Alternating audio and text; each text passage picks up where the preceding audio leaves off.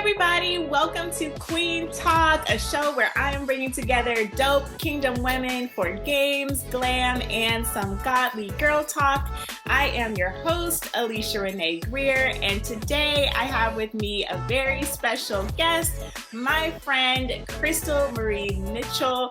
Crystal Marie is a lifestyle content creator and author, and I'm so excited to have her on here. I'm excited for her to talk about her brand in a little while. So thank you so much for being here. Welcome, Crystal Marie. Thank you. Thank you for having me. I'm very excited. Yes, girl, I knew I was going to have you on this show if you said yes. So, of course, I know you, but the audience doesn't. So we're going to jump into some quick Q&A, which is designed to help them get to know you a little bit. So let's get started with question number one. How did we meet? Okay, so we met at a good girlfriend's wedding. And I remember, so that's when I met our whole church group. We met at Vanessa's wedding.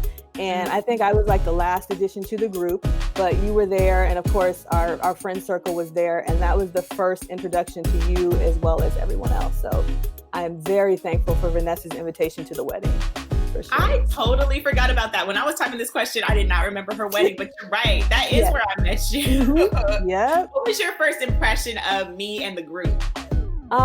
You very pretty, very put together, always put together. As a matter of fact, I don't think I've ever seen you look rough, like at all, ever. Girl, but you worked with me. I wasn't sure I looked rough on some of them days. Nope. I've never seen it. Never seen it. And in our group, I just thought we were like, everybody was fun. Everybody was, godly. Everybody was just like calm and chill. And it was just a good group for me to have. And when I met everyone, it was a good season for me to have some more girlfriends from church. So it was just great. My impression of you, I remember I could tell that you loved pink and you love you're always in your earrings and your makeup and your pink stuff. And I remember it was so funny to me. Well, not funny, but it was interesting because I know that you're a Delta, you're part of Theta sorority incorporated. Yep. But you rock a lot of pink stuff. So I thought that was cute. You're one of the Deltas I know that rock a lot of pink stuff. Yeah. And they get mad. They get upset at me, but but they know it now. I mean, it's been 15 years, so they're like, okay, she loves her pink, but I rock my crimson and cream too, though. So. I hear that. So, what is one of the most fun things you have ever done? Ooh, I would have to say going to Jamaica for my cousin's wedding quite a few years back. It was my first time, out of the country. And it was just so much fun. So we went to this place, what is it called? Anyways, it's a place where it has this huge cliff that everybody jumps off of and jumps into the water. And I was so scared to do I think it's 20 feet or something. I was so scared to do that, but I did do the lower jump. So I was scared, and there was this random stranger lady there, and she was like, just go. Once you go, you'll want to go again. And I was like, well, go with me. And I jumped in the water with a stranger. That does sound fun. I've never been to Jamaica, but it sounds awesome. Yeah. Okay, I shared my pet peeve last time, but what is your big pet peeve? My biggest pet peeve is when somebody calls me Crystal and not Crystal Marie. And especially if I've already corrected you once and then you continue on, that's my biggest pet peeve. Yeah. I've witnessed that with you. Now, this question is designed specifically for you because I already know the answer. What is your favorite movie genre? Okay, so this may surprise a lot of people. You already know, but I am obsessed with historical Asian dramas. That's 99% of my TV. Something about that intrigue, between the concubines and the king and the hierarchy and all of that. Something about that just really is my zen place. I'm about to try it out one of these days. I will tell you what I think of it. Well, hopefully that gave people a little taste of your personality, a little introduction to you. We're going to get into a game. This is a new game. It's not the same game that I played last month with Candace. So are you ready? I'm ready. Okay. Let's do it. Okay, so this game is called Check or Dessert, and I am going to describe a few different first date scenarios. So if you don't like what you're hearing, you're going to tell the waiter, check please, because you're ready to get up out of there. Okay. Or Right. if you would want to continue that date, then you will ask to see the dessert menu. All right, so the first date, let's say that you're on a first date with this guy, and he says in the middle of the date that he does not think men should pay for dates. Like, he doesn't agree with that. He wants to split everything 50-50. So this date and any other future dates that you guys go on, he wants to do everything 50-50. So here comes the waiter. What are you saying to the waiter? Oh, that is a tough one, because as independent as I am, and I do believe women should also bring their own, it's the first date. I am a little bit traditional, and I feel like he should pay. So I'm gonna be like, check please. Okay. And give the check I feel you to him. on that. All right. So on the next date scenario, let's say this guy is the opposite. Okay, so he's super wealthy and he wants to take care of all of the finances. He wants to pay the bills, and he does a lot of those like traditionally masculine roles, like fixes things, changes tires, all that kind of stuff. So if you were to be with him, you would never have to work a day in your life, but he doesn't want you to work. So how would you feel if he's just like, I don't want my wife to work, you can't work, and I just want you home to be able to take care of the house and things, and or like help me with my purpose, but you're financially set. What you saying to the waiter? Oh man, Alicia, he was sounding all good like at the beginning, but here's the thing about me too. Like, I like all that. That's cute and everything. But as you know, I run my own businesses, and that's a passion that I have. And I don't believe that I should have to let go of that passion, especially if we can afford to, like you're saying, he's rich. We can afford to do all of that. So I'm gonna have to say check please on this one too, because I don't want to lose me in the process of being with somebody. Like, I want us to come together and we can work. I'm absolutely going to help him with his purpose, but I don't want to lose mine. So, we got to get a check. Can I get some dessert, please? Like, I know. A lot of these are kind of like check-ish. Okay. All right. So let's try number 3. So this guy loves God. He's attractive. He's stable.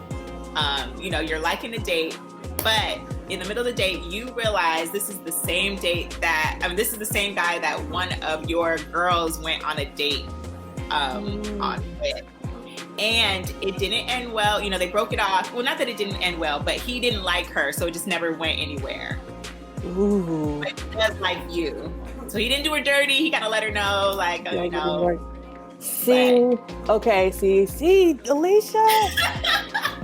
Okay, so see, I got questions. Mm-hmm. This depends on how she really felt and what kind of conversations we had about him. Because I do feel like even if they went on one date or whatever and it didn't work out, or maybe they went on a couple dates and it didn't work out, I feel like it depends on what she has personally told me about him and about their breakup. And if it hurt her to the core where it would hurt her to see me with him, then I'm gonna have to say check please. But if she's like, no, you can date him, there's nothing wrong with that, like, and it's not gonna hurt her, because if we get married, she might be one of our bridesmaids. If that's not gonna hurt her, then I would have to say dessert. But okay, so there's a possibility in there. It depends on how she feels. It depends on how she feels, because I'm very pro my friend, and I'm talking about a friend, not just an acquaintance or whatever. Because if it's an acquaintance, I'm getting that dessert. But if it's a friend and a real friend and somebody that's in my circle like that, then I value our friendship over that. And I believe God would bring me somebody that wouldn't tear my friendship apart like that. So.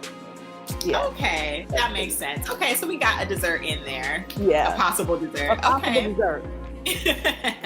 Okay, 2 more dates. So the next one, he tells you that he believes in family first, But by that, he means the family that raised him, that he grew up with. When the waiter comes, what are you saying? Ooh. I need him to explain that a little more. Like, I feel, okay, I'm probably going to say check, please, because it sounds like he's not ready to, like, I feel like when you are dating and then you get married, like, that's your now family, that's your responsibility, and they need to come first. And I know it's tough for a lot of people to look at it like that, but now you have this family, and this family, your wife and your future kids and all of that, needs, the decisions that you make as a man need to cover that household first before you're going back and trying to like help everybody and all of that. And that's a discussion that you and your significant other, wife, whatever, have to have. So I need him to explain it, but it sounds like I'm gonna have to say check, please. I feel you on that. You know, you got to leave and cleave. You can love and honor your family, but you got to have the biblical priorities. I feel you on that. Yep. Okay. Now here's the very last one. Oh, I hope it's a dessert. So this guy is every single thing on your list. Like, think of what all of your preferences and must-haves. Chocolate. Yes. Man of God. All right. Okay. Except he's not really physically attractive. Well, wait a minute. That's what are you saying? Yeah, he's everything except that. He's everything except physically attractive. Yeah. Not that he's like bad looking. He's just like he's not ugly, but he's not ugly, but just, you're like, if you were to just look at him from a picture, you wouldn't have been interested. But now that you are on a date with him, he's like everything on your list except that. Let's say this was a blind date. Okay, I probably would go with dessert on this one because I feel like I've done this before. Like, there have been people who aren't attracted to me, but we were friends and we hung out a lot, and then I got to see their personality, and that made me attracted to them. And so I'm okay with that. Like, as long as he's not so attractive to where I can't see myself, kissing him, marrying him, doing the things that married people do, like all of that. Like, as long as he's not that, like you're not repulsed by him. Yeah, it's not gonna turn me off like that. Then I'm okay with somebody because you can't have everything. So I'm okay with that. That's true. I'm getting the dessert. Okay. I'm getting the dessert. All right. So we got a dessert and a half. I feel like that's a good outcome. Yay. All right. Well, thanks for playing our game. We're going to head back into this little studio environment so that we can get into our Queen Talk question of the day. Our question of the day is, what does healthy confrontation look like in friendships? So, and I guess to kick off our discussion, do you think that confrontation is an important part of a healthy friendship? Yeah, I do. I think it's a very important part of friendship just in general, and healthy friendships especially, because I think people think confrontation is a bad thing, but it isn't, if it's done right. And I believe that, in friendships, nobody is going to have it together all the time. Some people are going to get hurt, all of that. And you have to have those discussions. You have to let your friend know. Otherwise, you're going to get bitter. And, and then there's going to be some animosity in the friendship because you haven't communicated properly. And that requires confrontation. Unfortunately, that's just what it is. We're adults and we have to learn that.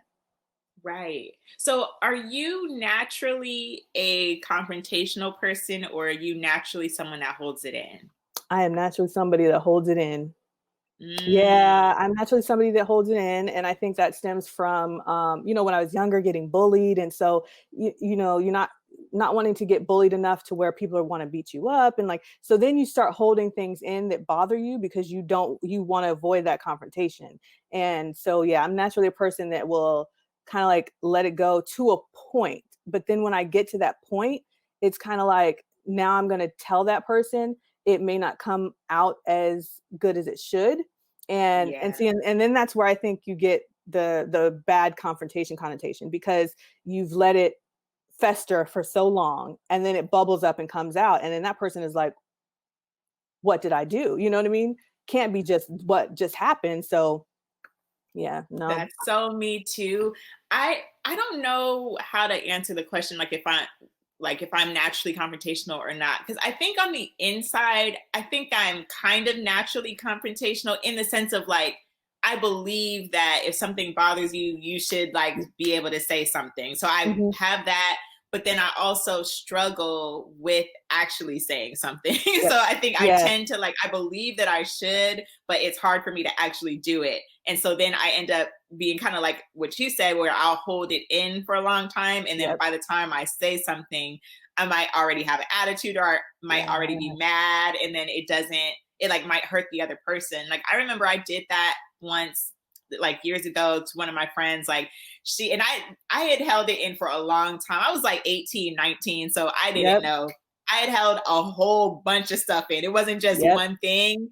And then one day I just sat down with her. I was like, girl, like this is how I've been feeling. And I like hit her with all this stuff I've Everything at been like once. holding in from the whole friendship. She was so hurt. Like I thought I was doing the mature thing, but she Mhm. felt blindsided. Yep. And that was my introduction to knowing like, oh, okay. So I wasn't being nice. Like I thought I was being nice by holding it in, but it Mhm. actually wasn't because by the time it came out, it's like, oh, well, you had this whole list of stuff. So I Yeah.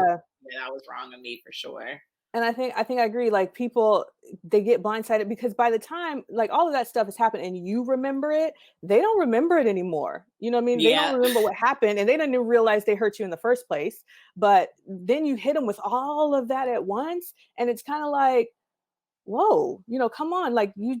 I feel like we should get in the habit of telling people, right away when something is hurtful, but being able to tell them right away in a space that we're not being hurtful, Right.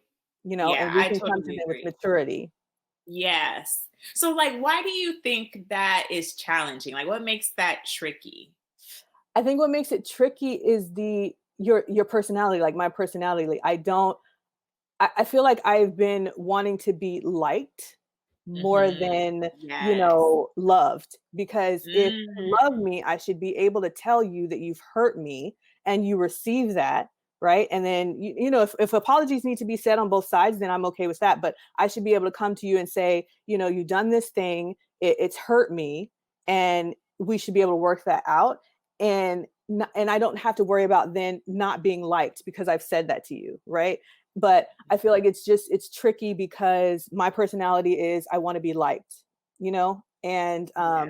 and I've I had think a that. lot of people do. I know I Yeah. do. Yeah, but we got to let go of wanting to be liked and want to be loved. You know what I mean? Like we need to learn how to want to be loved and what that looks like in friendships, and realize that if I tell you this hurts me and and you don't receive it well, then maybe I need to think about the nature of our friendship, or we both need to think about the nature of our friendship, and what type of friendship maturity level do we have? And is That's that good. something that we want to continue to be friends, with? So I think you need to evaluate your friendship circle and the maturity that's in that friendship. And when you say evaluating the maturity, you mean the ability to have those kind of conversations? Yeah, I Yep. completely agree with you. Have Yeah. you had situations where you got over your wanting to be liked thing and then you had the conversation and did it end well or did it not end well? It didn't end well. And see, that makes it harder. So Mm. like I got to and I'm 37, so everybody know I'm 37 and still having this struggle, right? So I, told a person they said something that offended me, and maybe I also didn't say it in the best way. But then that person was more concerned about their intention, which their intention was not to offend me, but they were Mm. more than offended that I was offended because that wasn't their intention, than Yeah. considering how that still hurt me. Does that make sense? Like, Yes.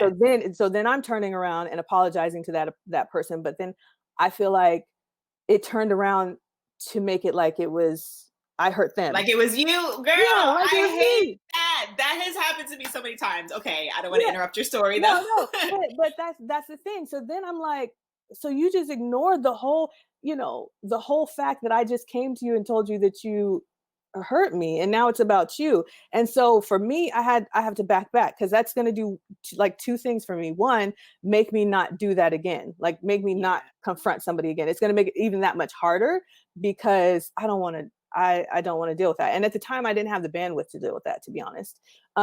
And then, two, it makes me evaluate, okay, so what type of friendship do I have with that person? Is it just that we're gonna, be like hang out with a group or just hang out? Or is this a person that I can really see being in my circle to where I can talk to them and tell them something bothers me and they can tell me the same and then we work it out. But it didn't end up good. And I just don't like it. I feel like a lot of times I've done this, it turns around and it's on me. Yes, I completely agree. That has happened to me so many times, and it's so annoying. Like I know exactly what Yeah. you mean. Like you bring you bring the issue to the Yep. person. You do it in the nicest way that you know how to. Yep. But like two things that have happened to me, what you said, which is where they respond with their intentions. But I Hmm. feel like a lot of the time people don't intend to hurt you. Like conflicts don't happen because someone's intentions were wrong. Like sometimes it's because the person's Yeah. intentions wrong. But I think more often it's your intention wasn't wrong, but it still hurt me. And that's why we have to talk about it because you don't know. So I Yeah. hate when people use that. Like, I think it's fine for the person to say, oh, this was my intention or this wasn't my intention, but they should still receive the Hmm. impact. I think I heard someone on the internet, that girl, I don't know if you know her YouTube channel, Evelyn from the internet. Oh, okay. Mm-mm. No, but that's okay. She's super funny. But she said that one time. She was like intention versus impact. And I was Yeah. like, that's such a good way to put it. Yep. You can have good intentions, but it still have a negative impact. And people need to receive and understand that. So I completely agree. And then I think sometimes when people are sensitive, which I understand I relate to because I'm a sensitive person, Yep. Me but too. like so when you're sensitive, sometimes it hurts you to find out that you hurt somebody, but you Yes. can't then turn that Yeah. in on the other person like you hurt me by telling me that I hurt you. Like Yeah. that's not fair. Yeah. I think that's a maturity issue. Like I get it as a sensitive person, I get it, but that's totally I think a maturity thing that Yeah. you just need some growth. No, I So agree with you. Like at some point your intentions don't matter, right? When you've hurt yeah. somebody, your Mhm. intentions don't matter. You need to address that person is telling you that you've hurt them. And if it's something that you can correct and you were friends, then correct it, right? And move on. But your intentions don't matter, even if they're good. Yeah. Um, and like some people do have, I think we need to trust our friends enough to know that they have good intentions, especially if they're friends. Like Mhm. you Mhm. should have good intentions towards your friend. So if they're Yeah. coming to you and saying that you hurt them, then it's not your intention that matters. It's the fact that whatever you did hurt them. So let's Right. address that part and move on. Yeah, I totally agree. So, if you were to give some words of wisdom to people watching and Hmm. listening, that are attempting to learn from this, what words of wisdom would you give? Because I feel am I 36 or 35? I'm 36. So, girl, I forgot for a second. So I'm similar in age to you. I'm still learning, still working it out. So, what are your words of wisdom? Well, so I think the first thing that I would say is there's a verse in Matthew, I think it's like Matthew 18:15 or something. And it basically says like if there is an issue that you have with a friend, you need to go to that friend alone and have that conversation.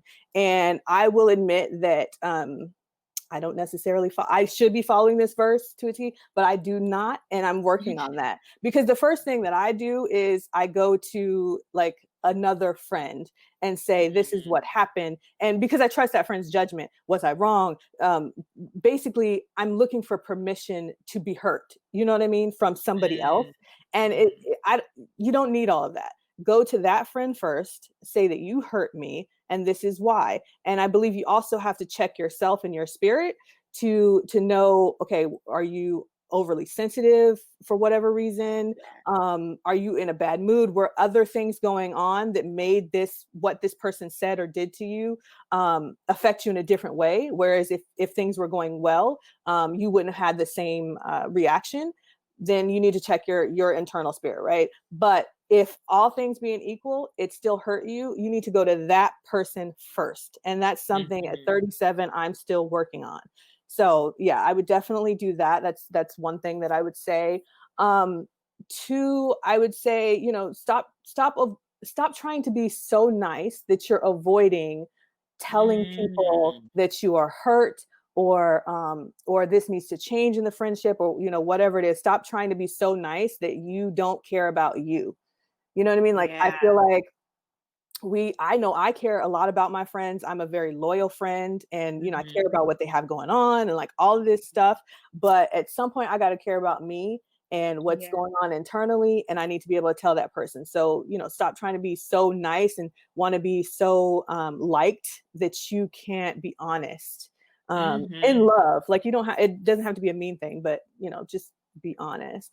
And then I would say, like, evaluate the maturity level of your friendships. And so, Mm, what I mean by that is, if you feel like you really can't go to this person, or you've gone to this person maybe a couple times and they've had bad reactions every time, maybe they're not in that same maturity level of the friendship yeah. that you're requiring, and it's time for you to reevaluate their closeness to you. You know what I mean? Like, I Yeah. think there's levels to friendship. So you've got your inner circle, you've got some layers on the outer circle, and maybe they need to be on one of those layers instead of like close friendship. I Yeah. think that is so good. I think that really sums it up so well. Those are such great tips. I hope that people were taking notes because that's really Mhm. helpful. And if you find it difficult to put this into practice, one thing that has helped me is sometimes if I write out what I'm going to say first, that Yep. makes it better. Like, because if I just go off the cuff, I start rambling because I don't want to hurt your feelings. And then Yeah. in my rambling, I make it worse. Like, I am good for making stuff worse. So I have learned, like, let me type this out, and then Hmm. that gives me like a starting point. But yes, I completely agree with all of those points. And I just hope that, you and I both get more comfortable with this. And, Yes. sometimes the relationship isn't strong enough, because you're not Yes. in the same place. And sometimes there is an adjustment that has to happen. That's part of life. Yep. But, I just love that as we grow and mature, we come into our own and we learn Hmm. how to have these things and, be balanced, like caring about other people, but also caring about That's ourselves. I yourself. think that's so important. And realizing that that's not Yeah. selfish, though.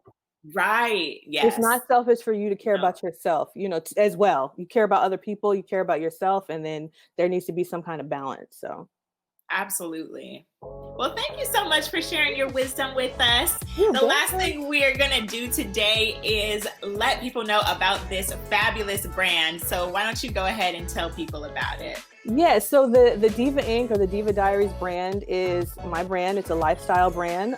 There are books and devotionals and workbooks just to help you lead a life full of growth and intention, of proper intention. And it's filled with pink and pretty. Like, I love to have a little glamour in there so that you can surround yourself with stuff that like lifts your spirit and is positive. And so that's what I'm all about, honey. We do fashion and faith and just fun. Yes, I highly recommend you guys visit her website, thedivainc.com. You can also follow her on Instagram at the Diva Diaries, and for sure subscribe to her YouTube channel, the Diva Diaries. I am so inspired by you, Crystal Marie. I think you've been so consistent and just so awesome with your brand. So I'm trying to get on your level. Girl. So you can. I gotta get on yours. So you guys definitely go check her out. While you're at it, you can also follow me on Instagram at Alicia R. Greer, or Twitter at the same handle, or you can visit my website at the link below. And for sure, make sure that you subscribe to this channel so that you don't miss any of the future Queen Talks. All right, thank you so much for being with us today, Crystal Marie. You're welcome. And Thank you for having me. you're absolutely welcome. And we will catch you guys on the next one.